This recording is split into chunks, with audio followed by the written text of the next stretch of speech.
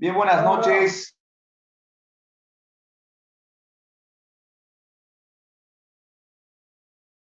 Buenas noches, doctor.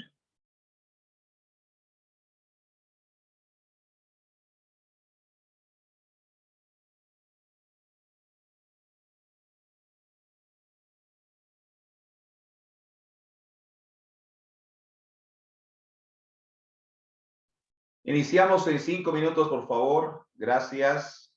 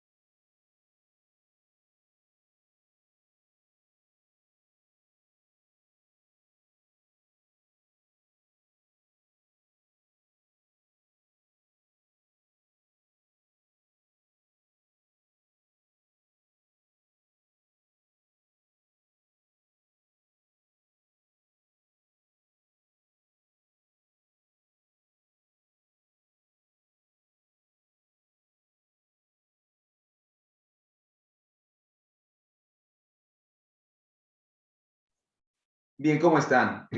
¿Me confirman si pueden lograr ver en pantalla las diapositivas, por favor? Sí, doctor, buenas noches. Perfecto, gracias. La última clase habíamos avanzado, habíamos adelantado algunos criterios básicos en torno a lo que implica la calificación dentro del proceso de identificación de una solución hipotética para un problema típicamente privatista, jus privatista o de derecho conflictual. ¿No es así? Habíamos también adelantado algunos criterios rectores marco, grosso modo, respecto a lo que implica la calificación, respecto a lo que implica la categoría en el derecho general y en el derecho internacional en particular.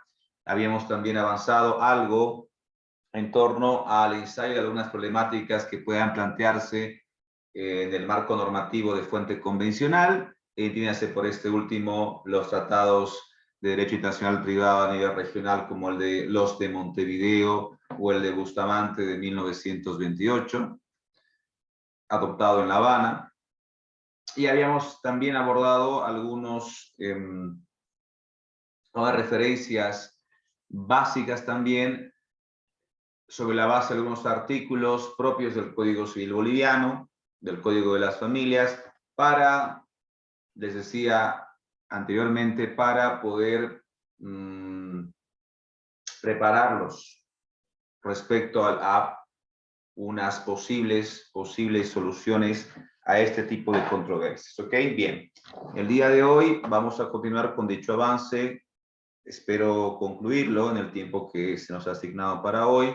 No se olviden que tenemos un periodo sincrónico pleno y también uno que está dividido en una sincronía y asincronía respectivamente.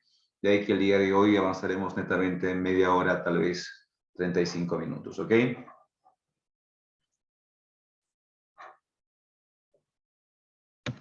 Bien. Ya habíamos hablado de la definición de la calificación, pero no está de más remitirnos a una autoritativa difundida por el maestro Savini, citado por Balestra, en el Manual de Derecho Internacional Privado del año 90, que no obstante su antigüedad sigue reportando validez debido a los marcos y al contenido que ésta comunica en la aplicación de una norma de carácter convencional privatista. ¿Ok? Entonces, ¿qué decía Savini? Savini, no se olviden que era un gran ilustrado, promotor y, si quiere, propugnador de la escuela histórica del derecho, fundador de la misma. Contribuyó en el análisis e interpretación lógico-histórico del derecho y aportó muchísimo en la doctrina general del derecho internacional, del derecho como práctica social, del derecho civil y de muchas otras ramas afines. ¿Ok? Por lo tanto, constituye voz autorizada para este tipo de temáticas. Entonces, Savini decía que calificar es determinar la naturaleza jurídica de una relación de derecho con el objeto de ubicarla, subsumirla, les hablaba en la última clase, dentro de alguna de las categorías que encierra un sistema legal. Ya saben cuál es una categoría, es el objeto que regula una disposición normativa, cualquiera sea esta, en el ámbito del derecho continental neorromanista que domina la configuración jurídico y la ordenación jurídica regional. Por lo general, el nomen juris está a continuación, se ubica a continuación del numeral en artículo, y a continuación el contenido de la disposición, y dentro de esa disposición, obviamente, se presenta el objeto. Permítame un momento, por favor.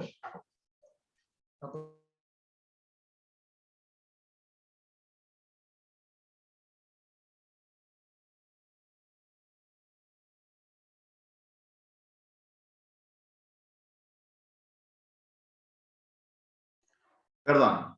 Le decía entonces que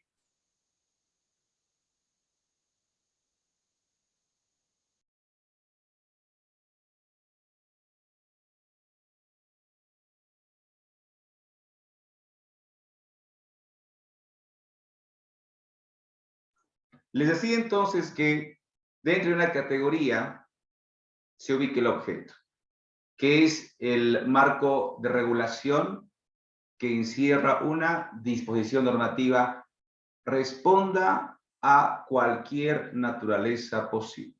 Esto es indistinto. Bueno, y continúa Savini, que se explica en la premisa básica del mismo autor, en la que manifiesta que se debe aplicar a cada relación jurídica, situación jurídica entre dos particulares, el dominio del derecho más conforme con su naturaleza propia y esencial, con prescindencia de que tal derecho sea nacional o sea extranjero. Por lo tanto, ¿qué nos está transmitiendo esta definición? Que a pesar, ojo, a pesar de que la aplicación que el juez determine en toda la categoría sobre esa relación jurídica, a pesar de que ésta sea nacional o extranjera, responda a un ordenamiento doméstico o a uno de corte internacional, el quid del asunto recae en que esta subsunción responda con conformidad con armonía a las características y a la naturaleza de la relación jurídica. Dicho de otro modo, en tanto que esta relación requiera, demande para su resolución la aplicación del derecho extranjero colombiano o el derecho interno boliviano,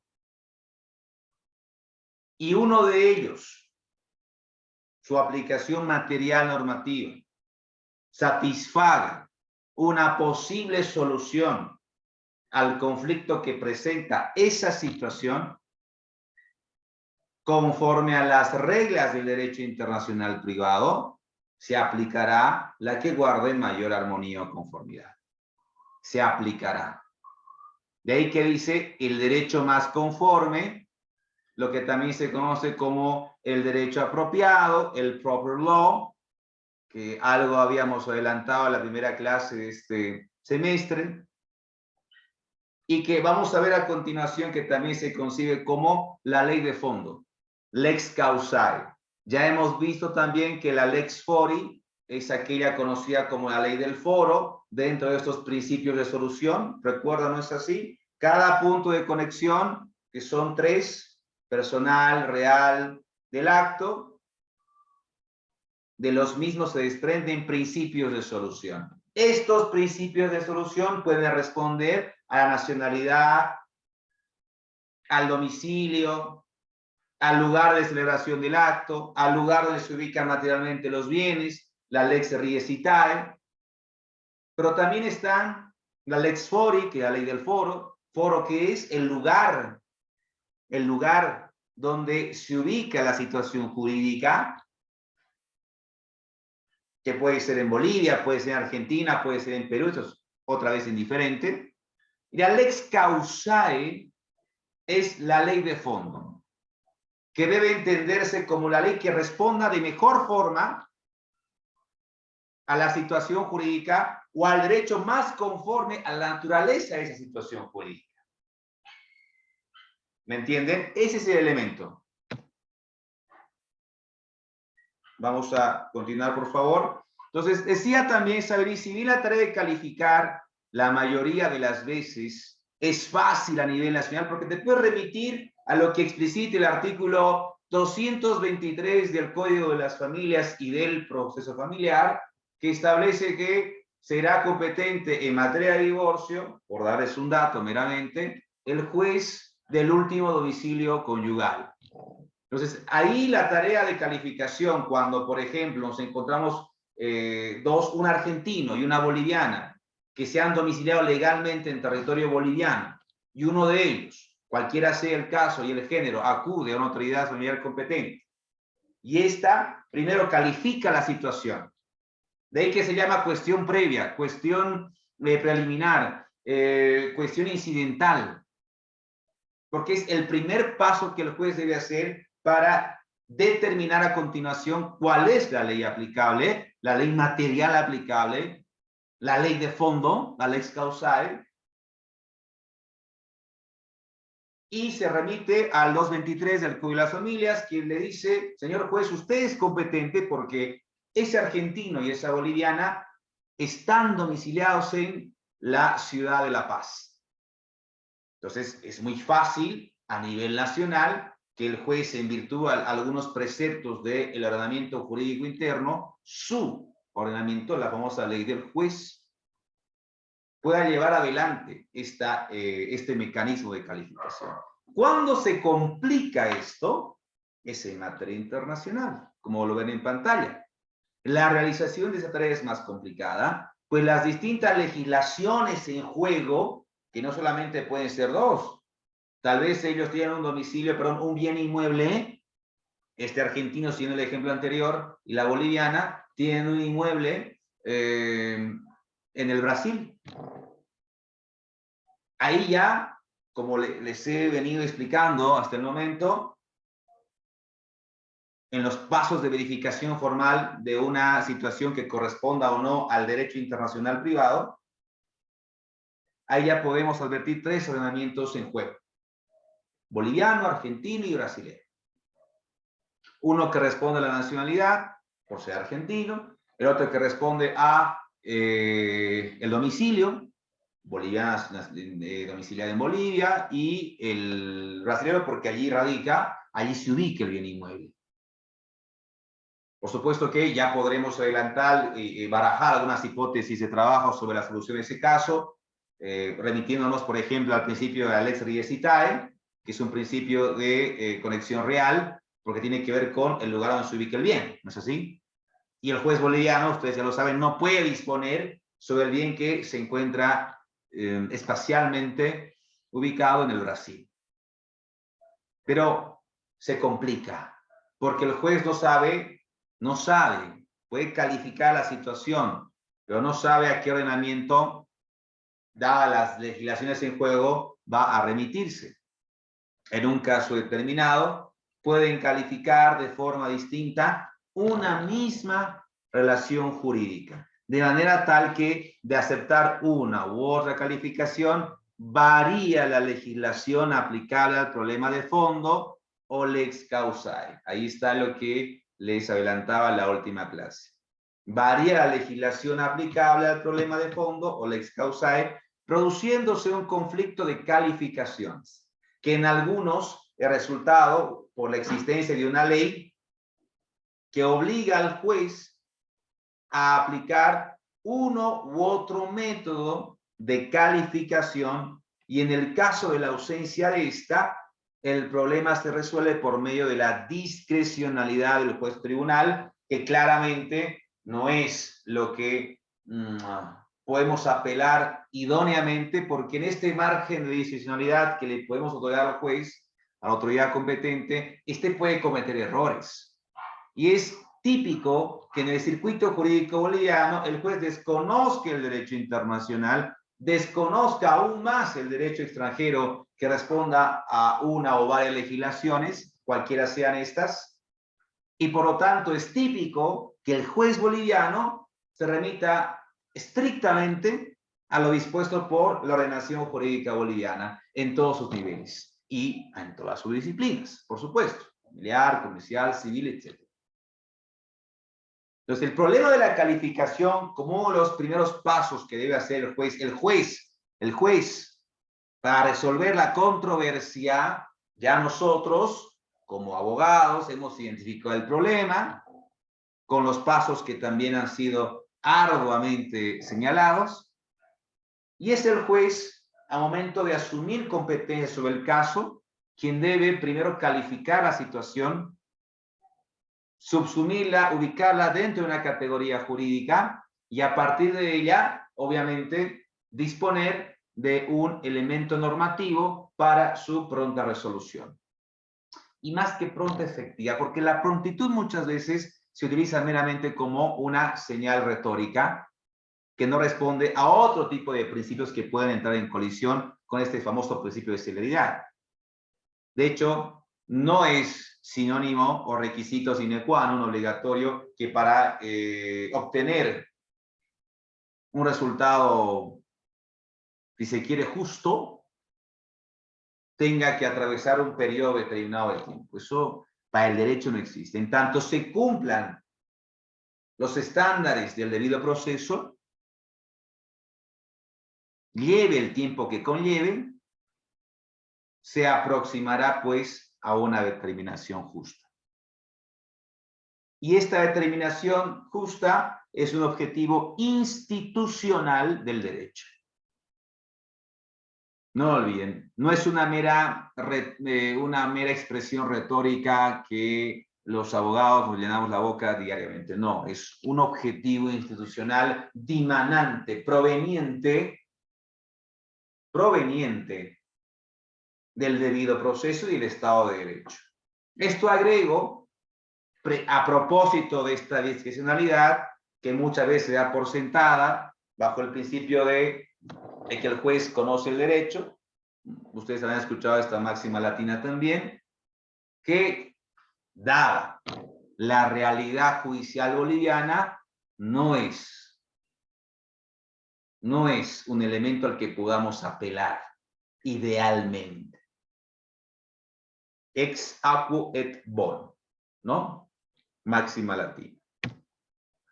Entonces, el juez competente para establecer el derecho aplicable califica de acuerdo con el ordenamiento idóneo, el que se corresponde mejor a la naturaleza de la situación jurídica. A fin de interpretar los vocablos, dicho ordenamiento se logra según los diversos sistemas o las combinaciones de estos empleados para calificar, perdón. Ahí, por supuesto, que cobra preeminencia el ámbito de la interpretación jurídica. Entonces, si no has generado, si no has llevado adelante una calificación como cuestión previa,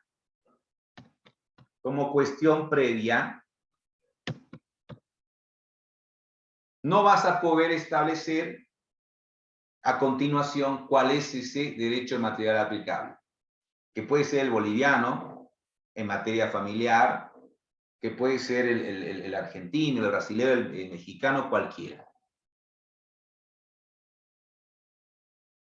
Ojo, que esta cuestión previa, y ahora aterrizo un ejemplo un poco más claro, puede suponer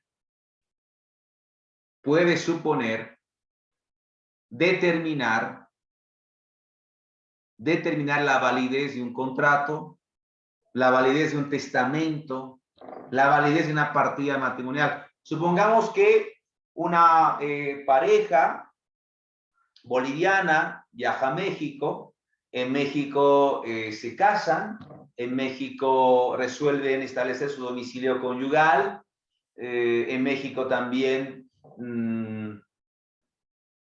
llegan a procrear algunos hijos.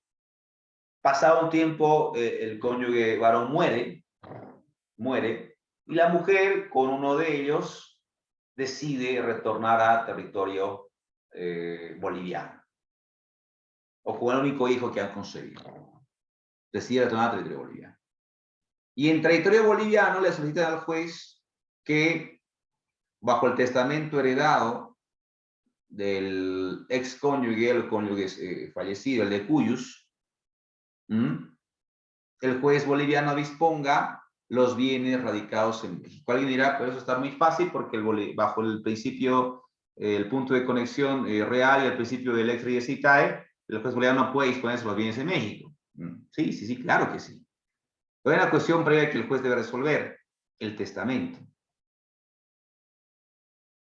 Primero califica, ¿verdad? ¿De qué se trata esto? Es materia sucesoria. Segundo, ¿es válido ese testamento? No se olviden que en Bolivia existe lo que se llama el testamento legal, que todos los quienes son llamados por ley gozan automáticamente de vocación hereditaria y pueden exigir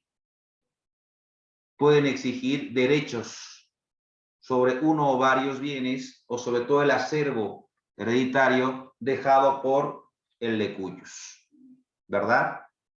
En este caso, la cónyuge supérstite, la mujer, llega a Bolivia con un testamento.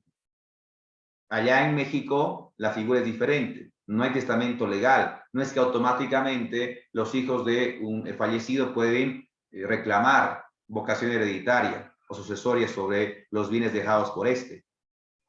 De hecho, él, de cuyos, puede establecer quién y quién no. Allá se conoce como testamento personal.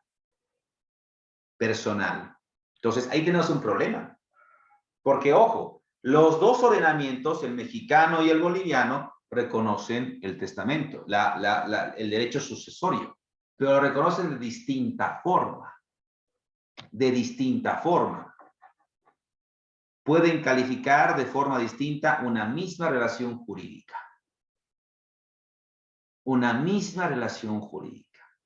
Aquí la relación sucesoria hereditaria, ¿verdad?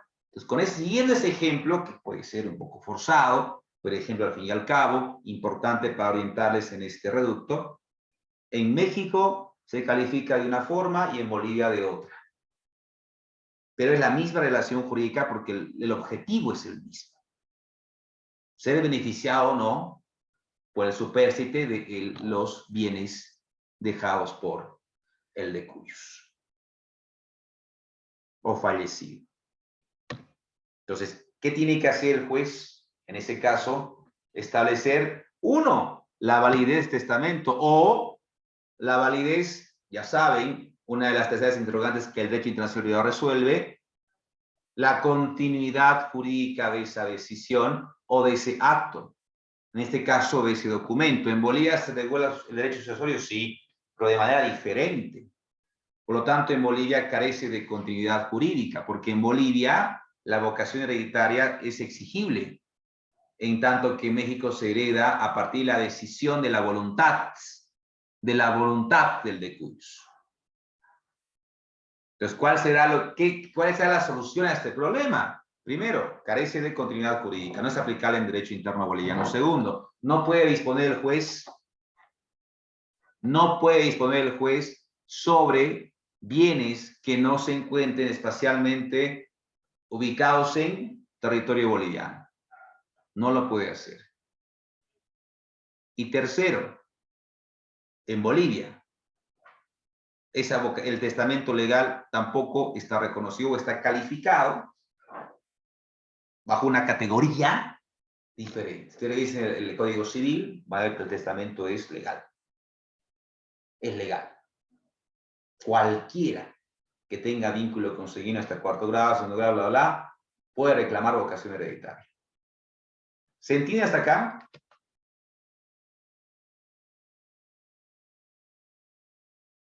Sí, doctor. Perfecto. Origen. Parecerá un tanto aburrido, pero es importante. Bioca, Cárdenas y Vaz, otros 3 juristas anglosajones, han analizado este problema de la calificación ya desde el siglo XVIII. El primero, Bioca, decía que fue el primero en analizar el problema de las calificaciones, distinguiendo 3 clases de conflictos. 3 clases de conflictos. ¿Ok? Por si acaso es Bioca Kahn, Pérez Cárdenas y Julio Vaz. Unos son de origen español, otro es alemán, etc. Bueno, ¿cuáles son las 3 clases que han distinguido dentro de lo que hace el problema de la calificación? Divergencias de las normas indirectas en los distintos ordenamientos jurídicos. Ya les dije que las normas indirectas son las normas propias del derecho internacional privado que se desprenden de que son indirectas, se desprenden de la interpretación que hacemos a partir del punto de conexión que encierra esa disposición normativa. Las disposiciones normativas dentro de la esfera del derecho internacional privado, no se olviden, presentan un supuesto normativo y en lugar de una consecuencia jurídica típica de las disposiciones en derecho interno, presentan o prescriben a continuación un punto de conexión. Ese punto de conexión nos va a remitir al derecho material aplicable, de que son normas indirectas. Pero estas pueden variar de ordenamiento en ordenamiento. Porque esas normas, no se olviden que en el caso boliviano forman parte del bloque de constitucionalidad y por lo tanto son ley interna. Lo mismo ocurre en el Perú, lo mismo ocurre en Colombia. Entonces, todas responden a distintos ordenamientos legislativos, jurídicos internos. Divergencias en los puntos de conexión, aunque tengan igual denominación, ahí voy a recaer enseguida, y divergencias entre los derechos materiales que tienen repercusión en el derecho internacional privado, a los que denomina colisiones latentes. De ahí que se conoce también el derecho internacional privado como derecho de colisión. En esta categoría se plantea el problema, por supuesto, de las calificaciones. Porque una vez calificado el problema, ubicándolo dentro de un acervo material, ¿cuál aplicamos? Y ya les decía que el que responda o guarde mayor conformidad con la naturaleza propia de la relación jurídica. la ley de fondo, la lex causa. Esa es la que hay que aplicar. Pero eso no impide que prima facie se presenten estas colisiones o estas alternativas respecto de qué derecho aplicar y qué derecho no. ¿Cuáles son esas divergencias del punto de conexión?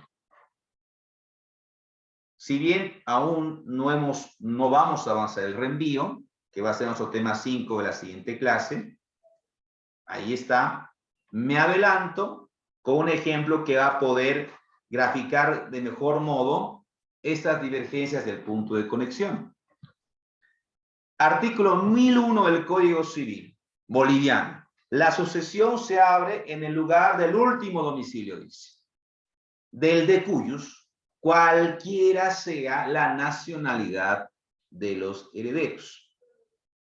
Ahora, dicen el último domicilio del de cuyos, del difunto, del fallecido. ¿Qué dice el Código Civil español? Artículo 8. La sucesión por causa de muerte, mortis causa, se rige por la ley nacional del causante a momento de su fallecimiento. Por la ley nacional.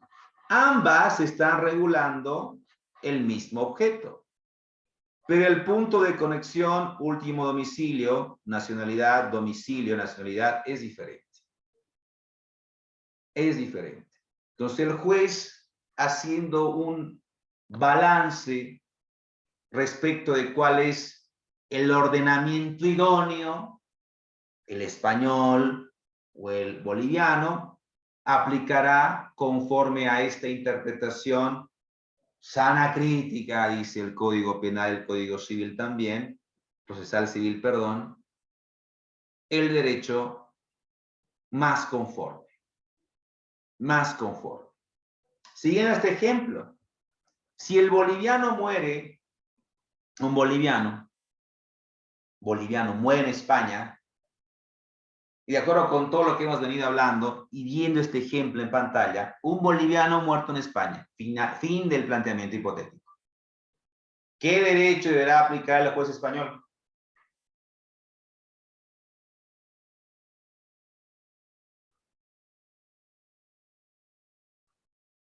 La de España, doctor. ¿Por qué? Porque justamente dice el artículo 8 que se rige por la ley nacional. Del causante. ¿Quién es el causante? La ley El boliviana. Dice la sucesión por causa de muerte se rige por la ley nacional del causante a momento de su fallecimiento. Ley nacional del causante. Si es un boliviano domiciliado en España y muere en este país, el juez español deberá aplicar la ley boliviana, porque de acuerdo con el artículo 8, de acuerdo con su norma de derecho internacional privado, su norma dice, su norma interna de derecho internacional privado, dice que es la ley nacional. Ahora vayamos a lo que dice, ok, el juez, atendiendo este criterio, esta disposición del artículo 8, el juez español dice, bueno, hay un boliviano que ha fallecido X causa, acá en territorio en andaluz, voy a aplicar el Código Civil boliviano. Que eso no es una tarea extraña. De hecho, es algo frecuente que deberían hacer los jueces, respetando, por supuesto, las reglas de interpretación y de aplicación del derecho material de otro ordenamiento jurídico en juego, en este caso el boliviano. ¿Por qué? Por la nacionalidad del difunto. ¿Pero qué dice el Código Civil boliviano? La sucesión se abre en el lugar del último domicilio del de cuyos. ¿Cuál fue el último domicilio del de cuyos?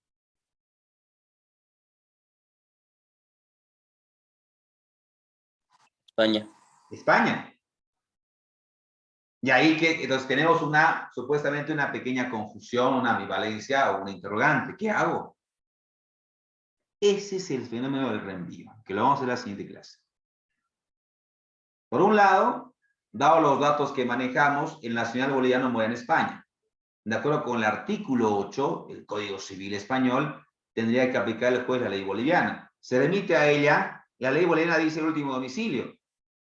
Si el español hubiese estado de paso, pero muere en España, no podemos hablar de un domicilio legal, ¿no es así?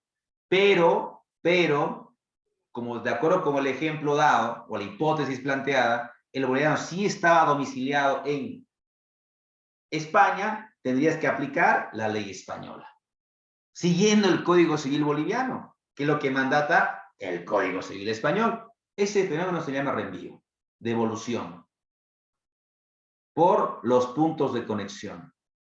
Nótese cuán importante es conocer y dominar los puntos de conexión, que pueden variar, pero que regulan el mismo objeto, la misma categoría. Ya se va a acabar el tiempo, por favor, vuelve 5 minutos más antes de acabar formalmente la clase en cuanto se apague, ¿ok? Gracias.